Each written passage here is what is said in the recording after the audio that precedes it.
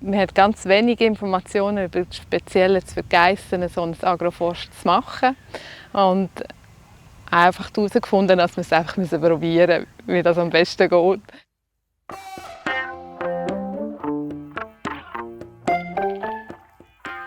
Der Förderpreis Agroforst ist Teil des Entwicklungsschwerpunkts Klima vom Kanton Aargau. Beim Förderpreis hat die Jury 5 Gewinnerbetriebe ausgewählt, die ganz unterschiedliche Projekte umsetzen. Im Fokus stehen Bodenfruchtbarkeit, Vertragssicherung, Tiergesundheit, das Tierwohl und Biodiversität. Diese Videoreihe dokumentiert die Anlage der Agroforstsysteme auf den Gewinnerbetrieben und damit auch die Vielfalt der Möglichkeiten. In dem ersten Video stellt Karin Wüthrich vom Ziegenhof Elfingen ihr Agroforstprojekt vor. Ich bin Karin Wüthrich, wir sind hier in Elfingen daheim. Das ist im Fricktal. Wir führen einen Bio-Landwirtschaftsbetrieb. Wir heisst mein Mann und ich, der Thomas, und mit unseren 2 Kindern. Wir haben etwa 120 Milchgeissen und die ganze Milch bei uns daheim auf dem Hof verarbeiten und auch vertreiben. Wie seid ihr darauf gekommen, Agroforst in eurem Betrieb umzusetzen? Die Idee von der Agroforst ist bei uns eigentlich aufgekommen, als wir in Landquart an einer Weiterbildung gehockt sind und dort ein Spezialist für Agroforst einen Vortrag gehalten hat. Und das war für mich so ein richtiges Aha-Erlebnis, dass wir das auch so machen können. Und wie genau seid ihr das dann angegangen? Was hat euch bei der Planung geholfen? Bei diesem Vortrag haben wir eigentlich schon erste Impulse bekommen, wie man so einen Agroforst planen und aufbauen kann. Und ich habe mich dann immer weiter in das Thema vertieft, habe verschiedene Adressen gesucht, auch in der Schweiz. Und habe dann auf einmal angefangen, weil ich denke, man hat ganz wenige Informationen über das Spezielle für Geissen, so ein Agroforst zu machen. Und einfach herausgefunden, dass wir es einfach probieren müssen, wie das am besten geht. Und so ist dann also einfach entstanden, als wir die Anlagen so gestaltet haben, dass sie möglichst viel Schatten gibt, dass die Tiere hinten dran in den heißen Sommertagen ein bisschen Schutz finden.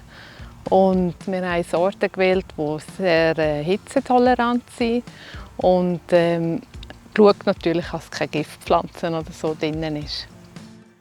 Was war das Ergebnis? Wie ist eure Anlage jetzt aufgebaut? Wir haben jetzt hier geplant, dass wir 11 Einheiten haben an Agroforststücken. Wir haben immer angefangen mit einem Baum und in der Mitte sind Büsche und dann kommt wieder ein Baum. Und das ist eine Einheit. Und die haben wir möglichst kurz halten, dass nicht das Hecken eingetragen wird, weil dann dürfen sie nicht mehr beweidet werden. Ein ganz wichtiger Aspekt für meinen Mann war, dass die Anlage befahrbar bleibt. Und darum haben wir den Standort dieser Einheiten so gewählt, dass sie so an den Kanten sind oder am Anfang eines Hügel oder so. Bei euch ist ja auch das Thema Tiergesundheit von besonderer Bedeutung. Kannst du erzählen, warum? Wir haben vor längerer Zeit einmal eine Studie bei uns auf dem Betrieb machen und sind dort recht überrascht worden mit dem Ergebnis, dass unsere Geissen Resistenzen haben gegen so die gängigen Entwurmungsmittel, die uns eigentlich dann ganz schnell zu dem Entschluss gefasst hat, dass wir etwas ändern müssen und die Mittel schonen müssen, die noch wirken, weil neue kommen nicht so schnell auf den Markt. Und die artgerechte Fütterung soll dazu beitragen, dass das auch noch weiterhin reduziert werden kann. Im Herbst 2023 wurde es dann konkret. Wie lief die Pflanzung der ersten Gehölze bei euch ab?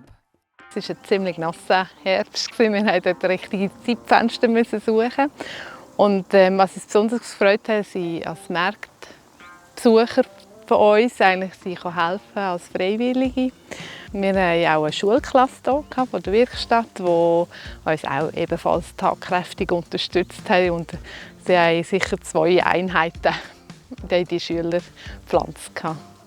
Wir haben als Vorarbeit, als es noch ein bisschen trockener war, haben wir den Boden bearbeitet mit dem Traktor, haben das gruppert und haben dann noch schon die Felder dann gehabt. Und wo dann der Tag kam, wo wir die wirklich eingepflanzt haben, haben wir unsere Leute alle instruiert, wie sie das pflanzen müssen. Und sie sind dann losgezogen und haben die von Hand alle eingepflanzt. Wie waren die Anwuchserfolge? Hattet ihr auch Ausfälle bei den neuen Bäumen und Sträuchern? Wir haben jetzt dieses Jahr im 2024 gerade ein bisschen sehr Glück gehabt, dass das mal ein bisschen nasser Frühling, Sommer ist. Und das hat uns sehr geholfen, dass wir nicht wässern mussten. Die Pflanzen haben das dankend entgegengenommen. Es sind fast alle gekommen. Wir hatten in einem Feld einen kleinen Mausbefall, der uns ein paar Haseln gefressen hat. Aber das grösste Teil sind eigentlich alle angewachsen, blühen, haben Blätter, machen einen trägen Eindruck. Also gegen einen Wildverbiss haben wir ziemlich gleich einhaken, weil die Rehe haben das ziemlich schnell im Frühling dann gemerkt, dass da etwas kommt. Also wir hatten ein paar, die sie oben geköpft haben, aber die haben das uns nicht ganz so böse genommen und sind dann trotzdem gekommen. Wie geht es jetzt weiter mit der Beweidung auf euren Flächen? Man sieht hier im Hintergrund 2 Trötchen länger bei unseren Geissen. Aber man muss es im Moment alles noch aushaken. Also im Moment ist kein Futterlaub zum Angebot bei unseren Geissen. Geplant ist eigentlich dann einmal so, dass wir die Geissen auf die Weide lassen und dann gezielt Einheiten öffnen, was sie dann tageweise oder wie sich das dann auch entwickeln können, daran knabbern, fressen und dann aber die Einheiten auch wieder geschlossen werden, um sie zu schützen vor dem ganzen Verbiss. Also wir mussten natürlich schauen, dass der Strom zu allen Einheiten gehört und darum haben wir so Drähte spannen. Wir haben die Stecker dann gerade mit einem Querbalken ergänzt, dass wir als Greifvögel draufhocken können. Und diese werden also auch dankbar angenommen. Also wir haben sehr viele Greifvögel, die hier auf unseren Strommästen eigentlich hocken. Was habt ihr euch bei der Sortenauswahl überlegt? Wie sind die Gehölze in den Einheiten kombiniert? Wir haben jetzt bei den Einheiten viel noch sortenreine Pflanzen gehabt, weil wir einfach auch schauen, welche Sorte sich bewährt. Und wenn jetzt eine Sorte gar nicht gekommen wäre oder alles Ausfall gewesen wäre, dann hätten wir einfach die Einheit erneuern und haben nicht irgendwie daraus raus müssen pflanzen. Und so ist es darum noch ein bisschen einseitig. Aber das wäre eigentlich schon unser Ziel dann bei den nächsten Pflanzungen, dass wir das auch ein bisschen mischen können. Zum Beispiel die Wildrosen, Heckenrosen, Hundsrosen, die sind in einem Einheitchen verbannt. Abgesehen von den Dornsträuchern, welche Arten habt ihr noch auf der Fläche angepflanzt? Dann haben wir Weiden noch gezielt, weil die schnell nachwachsen. Wir haben ganz viele Haseln auch gebraucht, weil die auch sehr robust sind gegen Verfraß. Dann haben wir noch Heimbuchen gepflanzt und ganz speziell haben wir noch einen Versuch gestartet mit Weinreben. Dann haben wir den Typ bekommen von dem Mareike Jäger, der uns gesagt hat, das ist sehr schmackhaft vom Laub her für die Geissen. Und das Ziel wäre eigentlich, dass die an den Büschen nachwachsen und sich dann dort daran heften und so von den Geissen gefressen werden. Was erwartet ihr von den nächsten Jahren auf den Agroforstflächen? Die Erwartungen bis Ende 2026 bei uns, dass wir einmal eine Einheit öffnen können und die Geissen wirklich dran. Also auf das Bild freue ich mich mega. Und wir hoffen eigentlich noch, dass wir noch ein paar weitere Einheiten auf der gegenüberliegenden Seite machen können.